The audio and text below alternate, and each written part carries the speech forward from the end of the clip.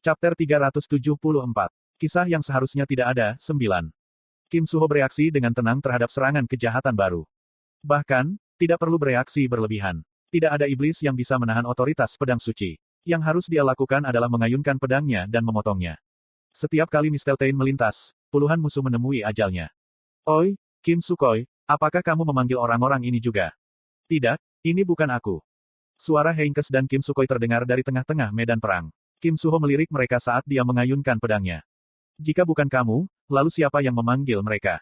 Kamu orang bodoh. Waktu dan tempat pesta dicatat dalam undangan. Saya yakin mereka tahu kapan dan bagaimana menyerang sendiri. Petik 2. Kim Sukoi meraung, tetapi Heinkes tampak ragu. Ya, itu tidak masalah. Anda akhirnya akan disalahkan. Petik 2. Apa yang kamu katakan? Itu adalah adegan keadilan puitis. Kim Suho mengalihkan pandangannya dari mereka dan melihat ke depan lagi. Masih banyak musuh yang tersisa. Setan dengan banyak tangan dan kaki menembak ke arahnya. Setan melepaskan beberapa kekuatan sihir tipis dan tajam. Seperti laba-laba, ia mencoba mengikat targetnya, tetapi Kim Suho melepaskan kekuatan sihirnya dan membakar senar. Dia kemudian menusuk hati iblis dengan pedangnya. Oi! Saat darah hitam iblis terciprat di dahinya, Jin Sahyuk memanggil namanya. Dia tampak sangat nyaman. Apa? Kim Suho berteriak balik saat dia mengirim serangan pedang ke atas. Jin Sahyuk mengejar Misteltein kecepatan kilat Kim Suho dengan matanya. Dia mengayunkan pedangnya ke kanan dan dengan tenang bereaksi terhadap serangan tiba-tiba dari kiri oleh anggota jahat baru. Tapi perhatian Jin Sahyuk bukan pada ilmu pedang tetapi pada pedangnya itu sendiri. Pedang itu, siapa yang memberikannya padamu? Apa maksudmu? Huap. Dengan teriakan semangat pendek, angin kencang keluar dari pedangnya. Setan-setan yang mengelilinginya terpesona dalam sekejap. Kim Suho segera menembak ke arah iblis terdekat. Setelah menghancurkan formasi mereka dengan angin kencang, dia merawat mereka satu persatu. Jin Sahyuk bertanya. Kamu tidak menerimanya dari seseorang. Lalu apakah Anda mendapatkannya sendiri? Petik 2. Petik 2. Kenapa kamu menanyakan itu padaku? Kim Suho berteriak ketika dia mengayunkan pedangnya ke depan. Karena aku hanya berpikir ini tidak benar. Menggosok dagunya, Jin Sahyuk menatap bagian belakang kepala Kim Suho. Dia sepertinya berpikir, apa yang ada di dalam otaknya. Apa? Petik 2. Tidak, sudahlah. Sepertinya kamu tidak akan ingat selama sisa hidupmu. Petik 2. Tapi aku harus mencoba berjaga-jaga. Jin Sahyuk bergumam dan berubah menjadi sekelompok energi. Kemudian, dia mengalir ke tubuh Kim Suho. Dia telah menggunakan teknik infiltrasi, tubuh bagian dalam, ini sejak dia mengembangkannya. Menunggumu. Kim Suho tidak punya waktu untuk menolak. Diambil lengah oleh infiltrasi tiba-tiba Jin Sahyuk, Kim Suho berhenti. Dia merasa ada sesuatu yang tajam menggeliat di kepalanya. Jin Sahyuk, apa yang kamu lakukan? Dia ingin berteriak padanya untuk keluar, tapi pertarungan belum berakhir. Oh! Setan muncul entah dari mana dan meraih kepala Kim Suho. Koang! Setan itu menghancurkan kepala Kim Suho ke tanah. Sebuah guncangan kuat menerpa otaknya. Dan keterkejutan ini memungkinkan Jin Sahyuk untuk menjelajahi otak Kim Suho dengan lebih mudah. Kim Sukoi menjerit saat dia ditahan oleh Heinkes. Dia melepaskan kekuatan sihirnya dengan putus asa. Kekuatan sihirnya yang sudah tua dan usang mendorong Heinkes pergi, dan Kim Sukoi mengambil kesempatan ini untuk melarikan diri. Kua. Dia berlari seolah-olah hidupnya tergantung padanya. Dia tampaknya berpikir keselamatannya terjamin jika dia bisa melarikan diri dari aula pesta. Heinkes hanya menyaksikan Kim Sukoi berlari. Dia bahkan tidak mempertimbangkan untuk mengejarnya. Alih-alih, dia mengirimi Kim Sukoi yang panik dan melarikan diri dengan ekspresi kasihan. Hua.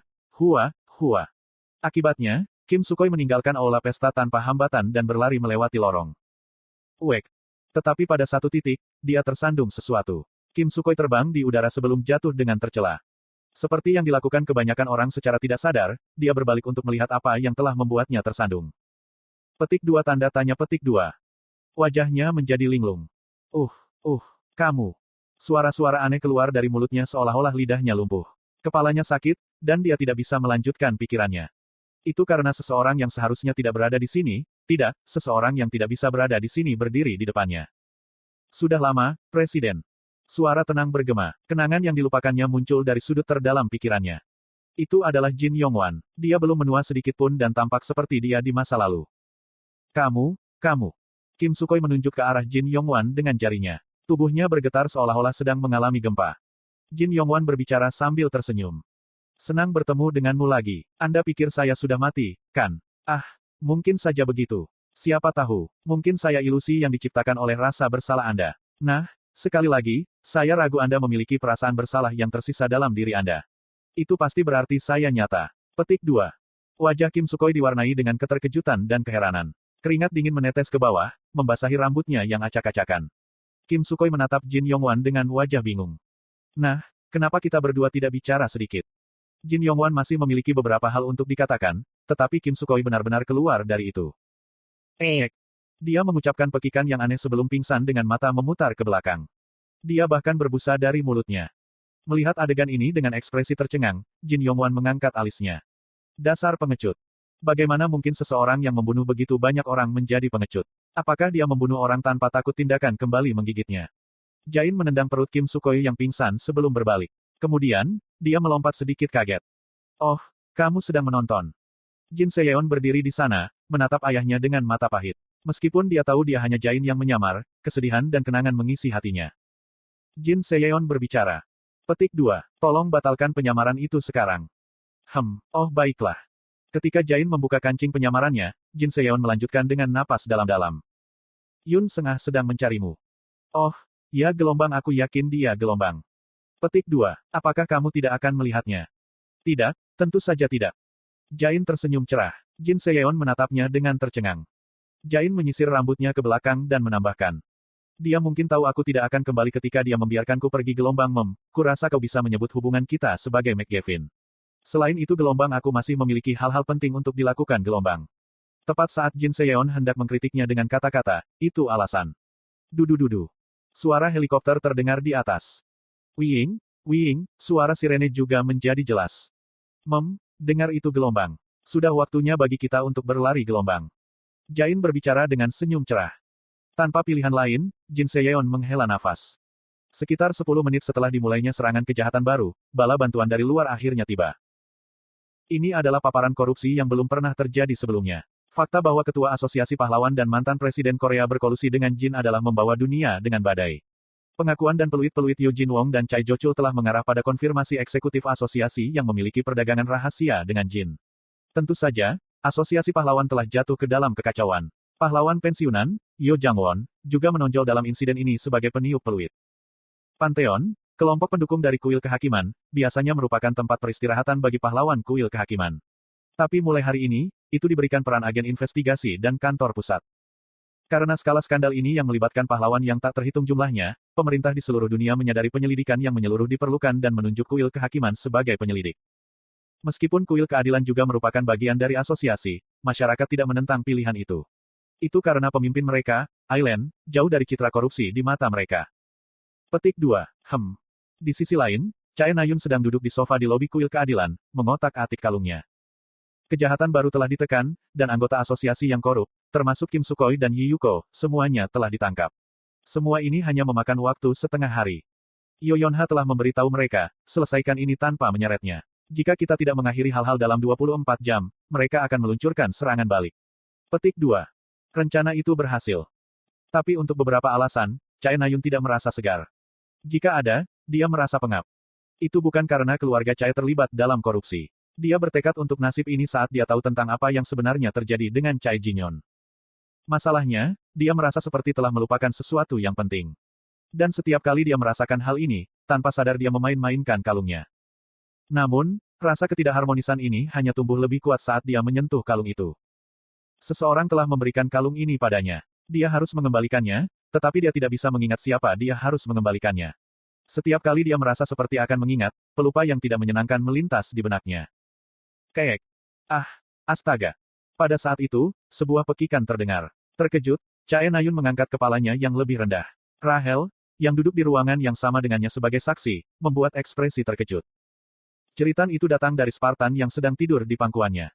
Kiek. Spartan. Apa yang tiba-tiba salah? Petik 2.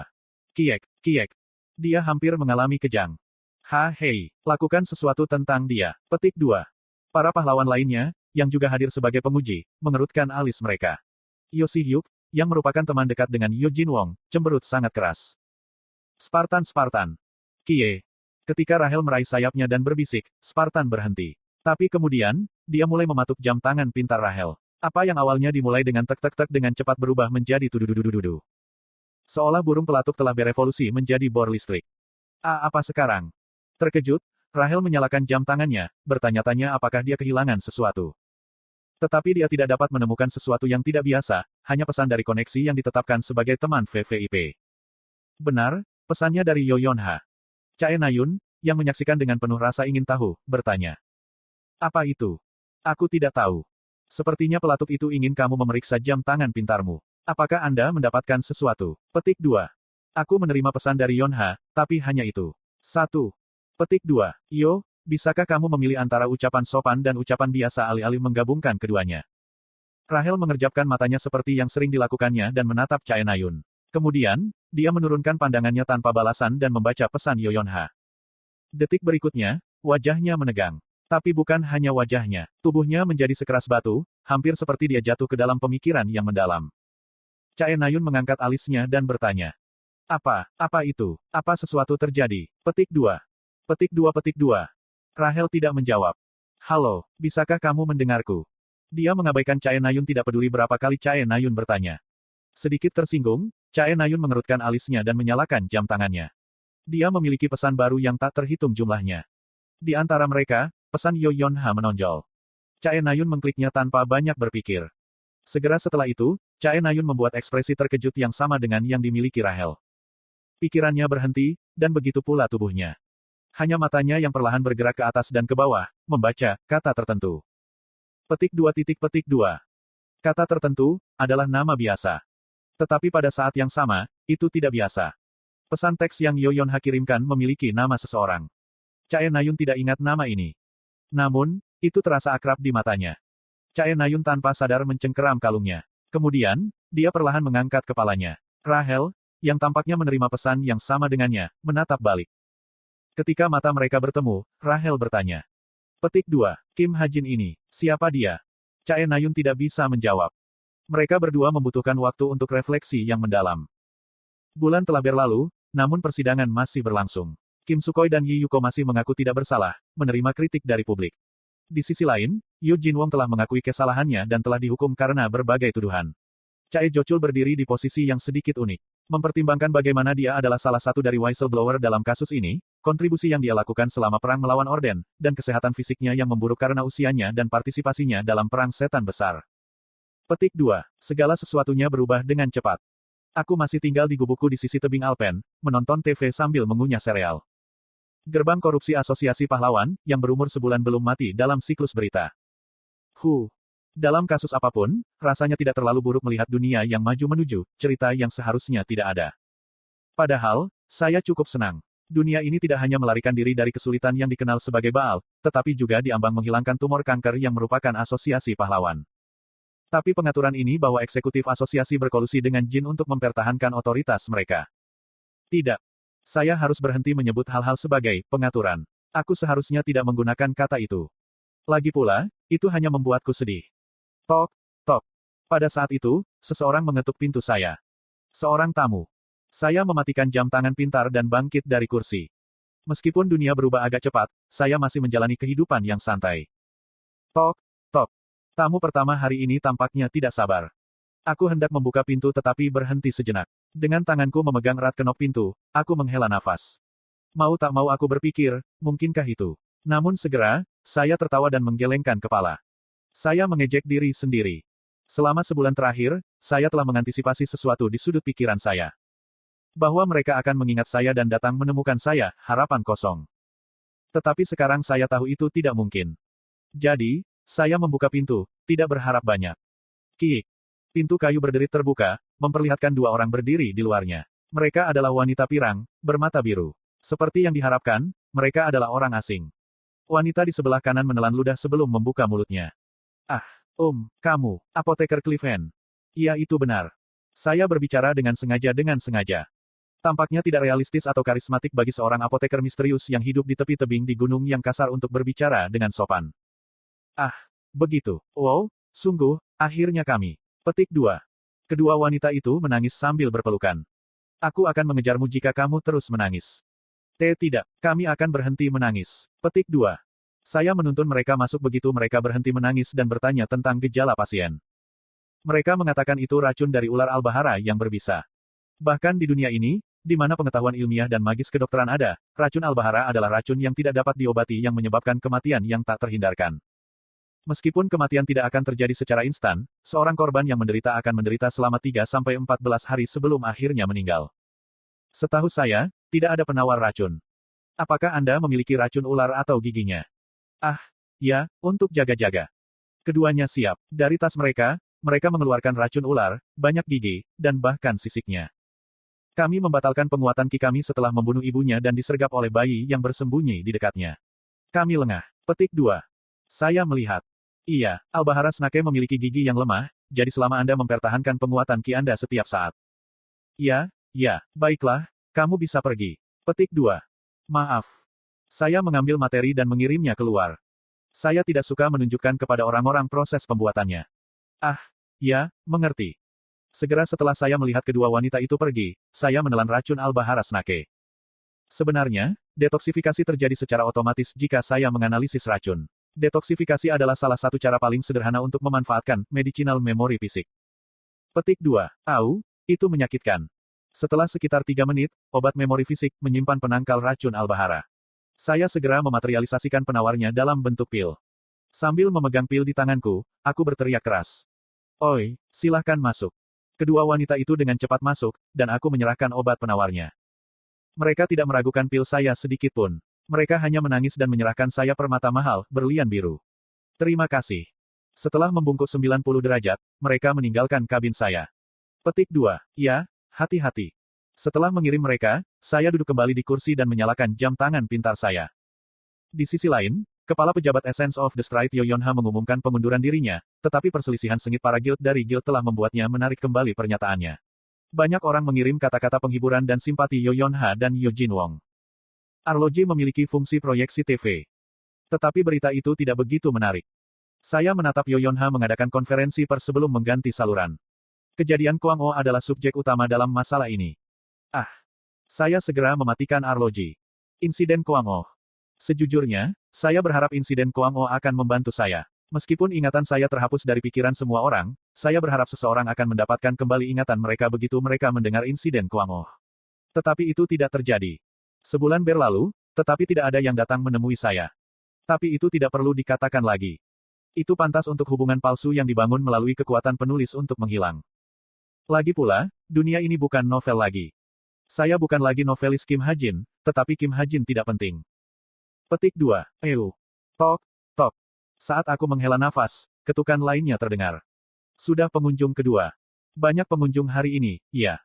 Aku bangkit dari kursiku dan berjalan ke pintu. Para pengunjung kali ini tampak lebih tidak sabar daripada yang terakhir. Atau mungkin, mereka lebih mendesak daripada yang terakhir. Baiklah. Memikirkan ini, saya membuka pintu tanpa ragu-ragu. Apa? Rambut hitam berkibar di angin dingin Alpen. Matahari terbenam yang menyilaukan bersinar, dan satu orang menatapku dari langit yang berwarna oranye. Pemandangannya benar-benar indah. Itu sangat luar biasa indah sehingga saya tidak bisa memikirkan apapun. 1. Rahel mencampur adukkan pembicaraan sopan dan ucapan santai di sini. Nuansanya tidak terlalu diterjemahkan ke bahasa Inggris.